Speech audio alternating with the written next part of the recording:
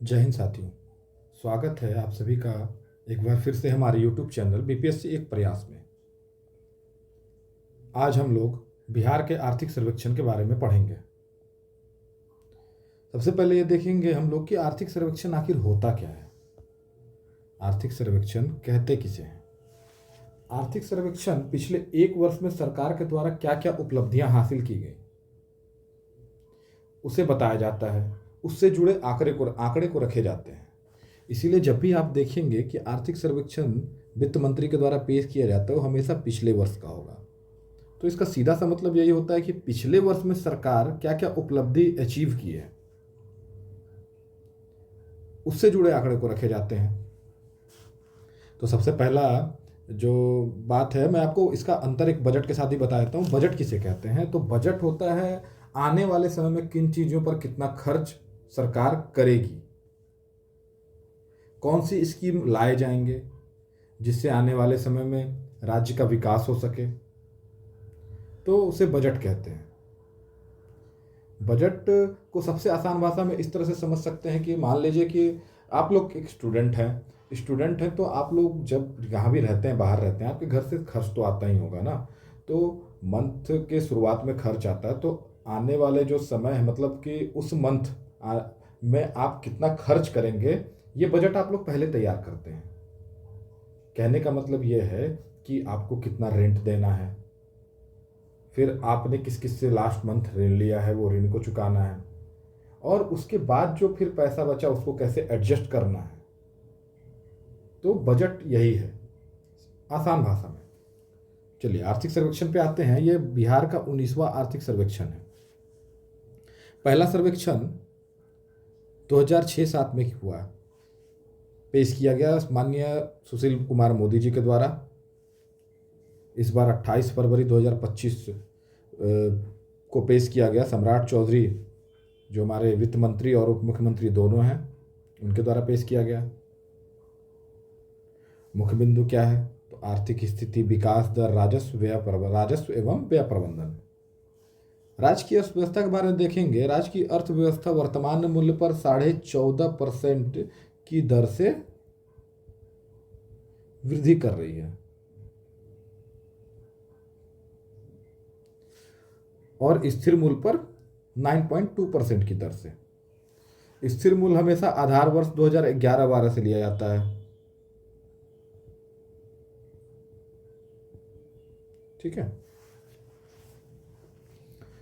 और देश में सबसे तेजी से विकास करने वाले राज्यों में बिहार दूसरा है, ध्यान रखिएगा। आगे बढ़ते हैं हम लोग। बिहार का सकल राज्य घरेलू उत्पाद जीएसडीपी के बारे में देखते हैं। सबसे पहले जीएसडीपी होता क्या है, मैं आपको मोटे मोटे तौर पे बता देता हूँ। जीएसडीपी एक साल में एक निश्चित समय में किसी राज्य में गुड्स एंड सर्विसेज कितनी बन रही है, मैन्युफैक्चरिंग कितनी हो रही है, उसे ही जीएसडीपी कहते हैं। तो वर्तमान मूल्य पर अभी जीएसडीपी जो है आपका 8,54,429 करोड़ है, जो 14.5% की दर से बढ़ा है। इसको अप्रोक्स आप बोल सकते हैं 8.54 लाख करोड़। ये 2011-12 में कितना था? 2.47 लाख करोड़। और स्थिर मूल्य पर कितना है? ये 46, 45, 44 ऐसे याद रख सकते हैं आप। ऐसे तो 4,64,540 करोड़ रुपये, लेकिन आप याद रख सकते हैं 46, 45, 40 याद रखने में इजी होगा। ये 9.2% है। और स्थिर मूल्य, और सबसे पहले जान लीजिए स्थिर मूल्य और वर्तमान मूल्य में अंतर क्या है। वर्तमान मूल्य में क्या होता है ना कि इसमें मुद्रास्फीति को एडजस्ट नहीं किया जाता है, और स्थिर मूल्य में हमेशा इन्फ्लेशन, मुद्रास्फीति को एडजस्ट किया जाता है। इसलिए आप देखेंगे कि स्थिर मूल्य पर हमेशा जो ये आंकड़ा है ये कम रहता है, क्योंकि ये ही रियल जीडीपी इसी से पता चलती है, समझे। और इसमें जो है ना स्थिर मूल्य में मुद्रास्फीति को समायोजित किया जाता है, और जो समय समय के साथ अर्थव्यवस्था की वास्तविक वृद्धि की तुलना करने में ही मदद करता है। आगे बढ़ते हैं। स्थिर मूल्यों पर बिहार में सकल राज्य मूल्यवर्धन जीएसबीए में क्षेत्रों का योगदान। तो जीएसबीए क्या होता है? जीएसबीए जो किसी राज्य की अर्थव्यवस्था में उत्पादित सभी वस्तुओं और सेवाओं के कुल मूल्य का प्रतिनिधित्व करता है। ठीक है, तो हम लोग देखते हैं इसमें प्राथमिक क्षेत्र में कितना है, 19.9%। द्वितीय क्षेत्र में 21.5%। ये देख लीजिएगा, ये 5.7% की वृद्धि, इसमें 8.2% की वृद्धि। तृतीय क्षेत्र में 58.6%, इसमें 10.8% की वृद्धि। और प्राइमरी, सेकेंडरी और टर्शियरी, प्राथमिक, द्वितीय और तृतीय क्षेत्र क्या क्या होता है, उसमें क्या क्या आता है, इसमें मैं आपको छोटा सा एक इमेज दे दिया हूँ, आप इसमें समझ जाएंगे।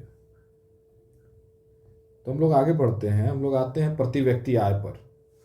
प्रति व्यक्ति आय में जो पिछले वर्ष की तुलना में 12.8% की वृद्धि हुई है।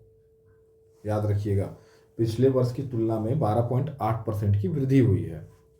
प्रति व्यक्ति आय में सबसे अमीर जो है वो पटना है, सबसे गरीब शिवहर है। इसमें हम देख लेते हैं, यहाँ छोटे अक्षरों पे यहाँ पर लिखा हुआ है, पटना का प्रति व्यक्ति आय कितना है, 1,21,396 रुपया। बेगूसराय दूसरे नंबर पे आता है 49,064 रुपया। और मुंगेर तीसरे नंबर पे 46,795 रुपया। तो प्रति व्यक्ति आय को भी वर्तमान मूल्य पे हम लोग देखते हैं, 66,828 रुपया वर्तमान मूल्य पर है बिहार का प्रति व्यक्ति आय, जिसमें 12.8% की वृद्धि हुई है। 2011-12 में यह 23,525 रुपया था। स्थिर मूल्य पर आप देखेंगे कि ज़्यादा वृद्धि आपको नहीं दिखेगी, क्योंकि मैं आपको पहले ही बताया हूँ इसमें इन्फ्लेशन को एडजस्ट किया जाता है। ये 36,333 रुपया है, 7.6% की वृद्धि हुई है इसमें। और 2011-12 जो आधार वर्ष था उसमें कितना था, वही 23,525 रुपया। तो हम लोग आगे बढ़ते हैं, आते हैं हम लोग राजकोषीय घाटा, फिस्कल डेफिसिट। तो आखिर फिस्कल डेफिसिट होता क्या है? तो मैं यहाँ पर लिखा हूँ कि सर, देख लीजिएगा आप लोग, साफ साफ मैं लिख दिया हूँ आसान भाषा में कि सरकार का जो कुल व्यय है, सरकार कितना खर्च किया और कितना प्राप्ति की, उसके बीच का अंतर है। ठीक है, तो राज्य का राजकोषीय घाटा वित्तीय वर्ष 2022-23 में कितना था, तो 44,823 करोड़ का था। 2023-24 में घटकर कितना हो गया, तो 35,660 करोड़ हो गया। ये अच्छी बात है। वित्तीय वर्ष 2024-25 में 29,095 करोड़ रुपए का अनुमान है, ये और घटने का अनुमान है। यह गिरावट क्या दर्शाता है, ये अच्छा क्यों है? यह गिरावट राज्य में वित्तीय प्रबंधन क्षमता में सुधार को दर्शाती है। आगे हम लोग देखते हैं बचत के बारे में। बचत क्या है? 2023-24 में राजस्व बचत 2,833 करोड़ रुपये रही, जबकि वित्तीय वर्ष 2024-25 में 1,121 करोड़ रुपये रहने का अनुमान है। व्यय वित्तीय वर्ष 2023-24 में 2.52 लाख करोड़ रुपया, 2.52 लाख करोड़ रुपया रहा, और 2024-25 में बढ़कर 2.79 लाख करोड़ रुपया होने का अनुमान है। हम लोग कुछ महत्वपूर्ण तथ्य देख लेते हैं। हम लोग इम्पोर्टेंट पॉइंट यहाँ पर देख चुके हैं। ठीक है, क्या क्या डाटा बीपीएससी जो डाटा पूछती है वो इम्पोर्टेंट डाटा इसमें सारा दिया हुआ है। ऐसे तो इकोनॉमिक सर्वे 600-500 पेज का है, तो उसका कोई मतलब नहीं है।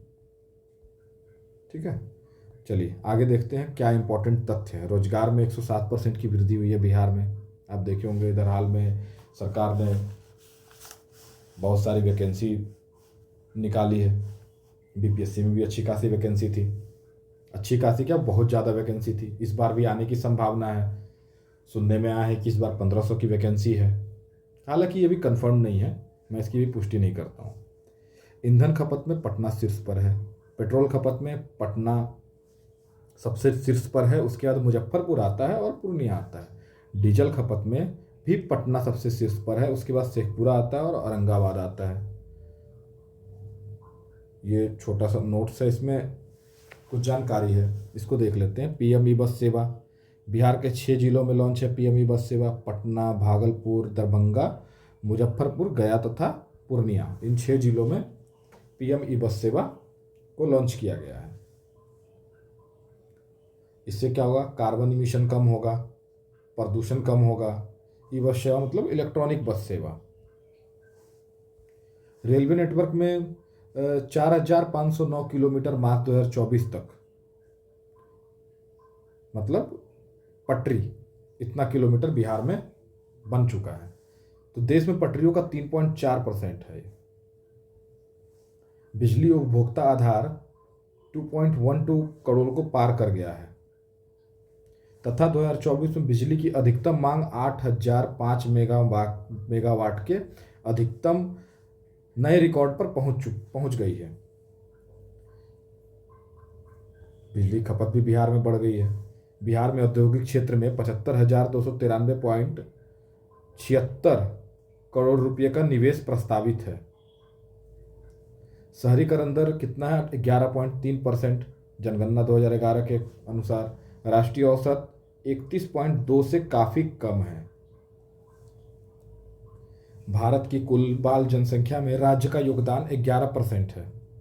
इनमें से लगभग 90% बच्चे ग्रामीण क्षेत्रों में रहते हैं। तो साथियों, आर्थिक सर्वेक्षण को हमने समाप्त किया है। अगले वीडियो में मैं बजट के साथ आपके बजट को लेकर आऊँगा, अच्छे से आपको समझाऊँगा। और मैं अपने वीडियो के माध्यम से बता दूं कि इसमें बीपीएससी रिलेटेड चीज़ें एकदम बिल्कुल जो एग्ज़ाम में पूछी जाती हैं, बहुत ज़्यादा मैं आपको ना डाटा दूंगा कि बहुत ज़्यादा आपको इतना बड़ा वास्ट नहीं बताऊंगा कि बहुत पढ़ना पड़े, उसका कोई मतलब भी नहीं है और बहुत ज़्यादा आप लोग याद रख भी नहीं सकते हैं।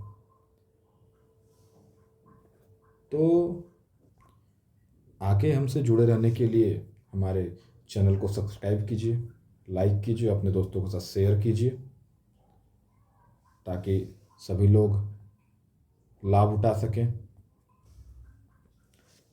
मिलते हैं अगले वीडियो में। जय हिंद, जय भारत, जय बिहार।